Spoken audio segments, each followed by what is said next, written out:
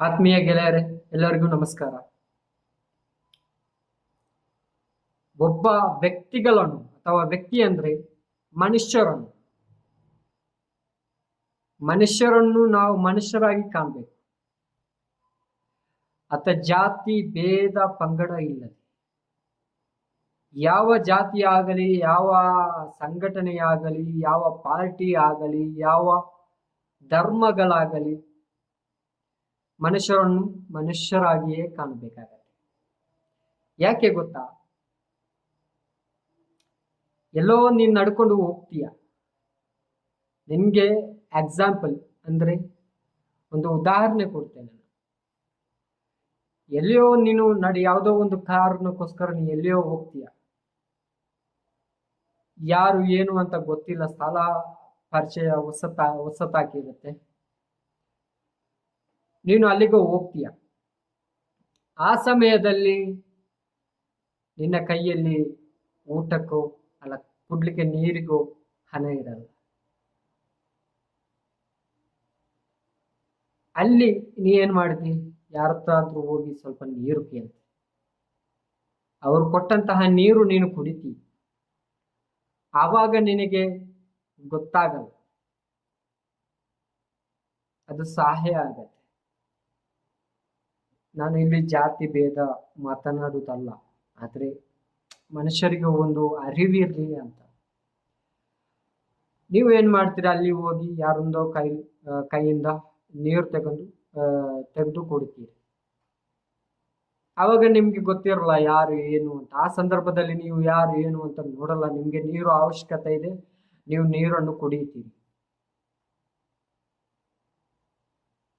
ಅಲ್ಲಿಂದ ಸ್ವಲ್ಪ ಮುಂದೆ ಹೋದ್ರೆ ನಿಮ್ಮ ಒಂದು ಧರ್ಮ ವಿಶ್ವಾಸಕ್ಕೆ ನೀವು ತೆಗೆಯುವಂತಹದ್ದು. ಯಾಕೆಂತ ಕೇಳಿ, ಧರ್ಮ ಜಾತಿ ಭೇದ ಅಂತ ನಮ್ಮ ನಾಡಿನಲ್ಲಿ ನಡೀತಾ ಇದೆ. ನಡೆಯದೇ ಏನು ಅಲ್ಲ, ಆ ವಿಷಯ ಏನು ಹೇಳ್ತಾ ಇರುವುದಲ್ಲ. ಆದರೆ ಆವಾಗ ನಿಮ್ಗೆ ಜಾತಿ ನೀವು ನೋಡ್ತೀರಿ, ನಿಮ್ಮ ಧರ್ಮ ನೋಡ್ತೀರಿ, ನಿಮ್ಮ ಕಲರ್ ನೋಡ್ತೀರಿ. ಆ ಸಂದರ್ಭದಲ್ಲಿ ನೀವು ಆಲೋಚನೆ ಮಾಡಬೇಕು. ಏನಂತ ಕೇಳಿದ್ರೆ, ನಿನ್ನ ಮೈಯಲ್ಲಿರುವುದು ರಕ್ತಾನೆ, ಅವನ ಮೈಯಲ್ಲಿರುವುದು ಸಹ ರಕ್ತಾನೆ. ನೀನು ಸತ್ರುನು ಮಣ್ಣಲ್ಲಿ ಸಮಾಧಿಯಾಗಿ ಹೋಗ್ತಿ, ಅವನು ಸತ್ರುನು ಅಷ್ಟೇ. ಯಾರಿಗೂ ಯಾವುದೇ ಒಂದು ಡಿಫ್ರೆನ್ಸ್ ಇಲ್ಲ.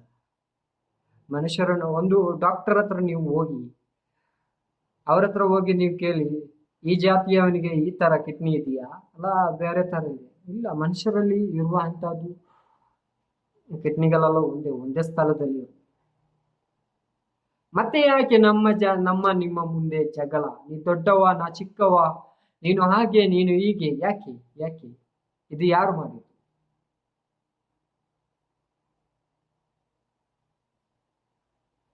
ನಮಗೆ ಬುದ್ಧಿ ಹೇಳಿಕೊಡುವಂತಹ ಗುರುಗಳಿದ್ರೆ, ಸ್ವಾಮೀಜಿಗಳಿದ್ರೆ, ಮೊಹಲ್ಲಿಂಗಳಿದ್ರೆ, ಚರ್ಚಿಯ ಫಾದರ್ಗಳಿದ್ರೆ, ಒಳ್ಳೆಯ ರೀತಿಯಲ್ಲಿ ಮಾರ್ಗದರ್ಶನ ಕೊಟ್ಟರು ಸಹ ನಾವು ಅಲ್ಲಿಯ ಆ ಸಂದರ್ಭದಲ್ಲಿ ನಾವು ಹೌದು, ಈಗ ನಾನು ಹೇಳ್ತಾ ಇದ್ದೇನಲ್ಲ ನಿಮ್ಮ ಹತ್ರ, ನೀವು ನನ್ನ ವಿಡಿಯೋ ನೋಡ್ತೀರಿ, ಹೌದು ಇವನು ಹೇಳ್ತಾ ಇರುವುದು ಸರಿ ಅಂತ ಭಾವಿಸ್ತೀರಿ.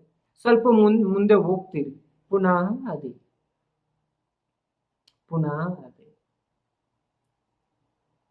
ಬೇಡ, ನೀವು ಬದಲಾಗಿ.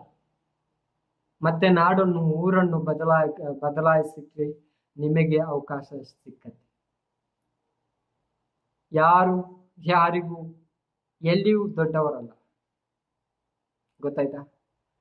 ಎಲ್ಲಿ ಯಾರು ಏನು ಅಂತ ಯಾರಿಗೂ ಯಾರು ದೊಡ್ಡವರಲ್ಲ. ಇದು ಮನುಷ್ಯರು. ನಿನಗೆ ನೋವಾದ್ರೂ ಅವನಿಗೂ ಸಹ ನೋವಾಗುತ್ತೆ. ಒಂದು ದಿವಸ ನೀನು ಅನ್ಕೊಂಡ್ಬೇಡ ಎಲ್ಲಾ ದಿವಸ ನಾನು ಸಂತೋಷದಲ್ಲಿ ಇರುತ್ತೇನೆ ಅಂತ. ಇಲ್ಲ, ಮನುಷ್ಯನು ಎಲ್ಲಾ ಸಂದರ್ಭದಲ್ಲಿ ಸಹ ಎಷ್ಟೋ ದುಡ್ಡು ಇದ್ರು, ಆಸ್ತಿ ಇದ್ರು ಎಲ್ಲಾ ದಿವಸ ಖುಷಿಯಲ್ಲಿ ಇರ್ಲಿಕ್ಕೆ ಸಾಧ್ಯ ಇಲ್ಲ. ಇವತ್ತಿದ್ದಂತಹ ರೀತಿ ನಾಳೆ ಇಲ್ಲ, ಸ್ವಲ್ಪ ಬದಲಾವಣೆ ಇದೆ. ಇವತ್ತು ನಿನಗೆ ನೋವಾದ್ರೆ ನಾಳೆ ನೀನು ನೋವಲ್ಲಿ ಇರಲ್ಲ, ಖುಷಿಯಲ್ಲಿ ಇರ್ತೀಯ. ಆ ಅದು ಮನುಷ್ಯರ ಒಂದು ಸ್ಥಿತಿ. ನಮಗೆ ಬುದ್ಧಿ ಜಾಸ್ತಿ ಕೊಟ್ಟಿದ್ದಾನೆ, ಬುದ್ಧಿ ಜಾಸ್ತಿ. ಪರಮಾತ್ಮ ಕೊಟ್ಟದ್ದು ಬುದ್ಧಿ ಜಾಸ್ತಿ. ಖರ್ಚು ಮಾಡ್ಲಿಕ್ಕೆ ಗೊತ್ತಿಲ್ಲ. ದುಡ್ಡನ್ನು ಹೇಗಾದ್ರೂ ಮಾಡಿ ನಾವು ಖರ್ಚು ಮಾಡ್ತೇವೆ. ಆದ್ರೆ ಕೊಟ್ಟಂತಹ ಬುದ್ಧಿ ಉಪಯೋಗ ಮಾಡಲಿಕ್ಕೆ ನಮಗೆ ಗೊತ್ತಿಲ್ಲ.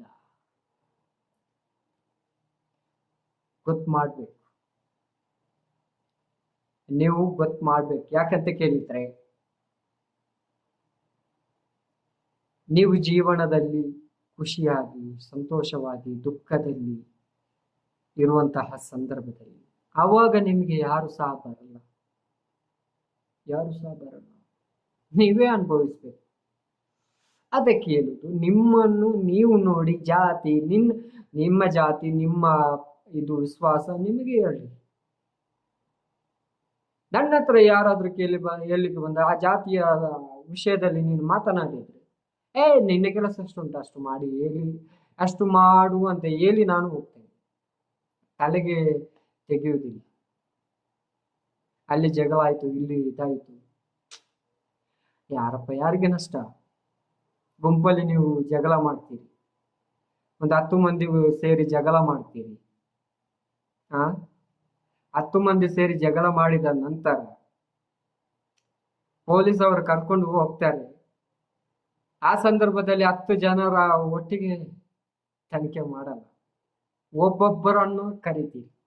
ಒಬ್ಬೊಬ್ಬರಿಗೆ ಒಂದೊಂದು ಹೆಸರು ಇರುತ್ತೆ, ಒಬ್ಬೊಬ್ಬರಿಗೆ ಒಂದೊಂದು ರೂಲ್ಸ್ ಇರುತ್ತೆ, ಒಬ್ಬರಿಗೆ ಒಂದೊಂದು ಸ್ಥಳದಲ್ಲಿ ತನಿಖೆ ಮಾಡ್ಲಿಕ್ಕೆ.